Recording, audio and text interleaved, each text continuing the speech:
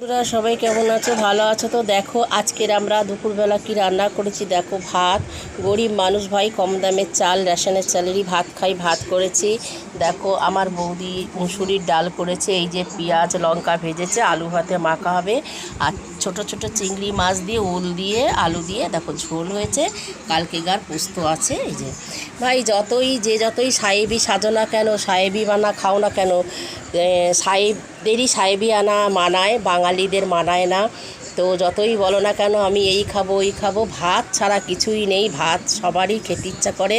আর তো মাছ মাছ বা ইলিশ মাছ, বড় বড় চিংড়ি হলে তো কোনো কথা নেই, পাঁঠার মাংস হলেও ভাত তো লাগেই। তো আমরা গরিব মানুষ, আমাদের ওসব ভাবিও না, ওসব খাওয়ার কথা।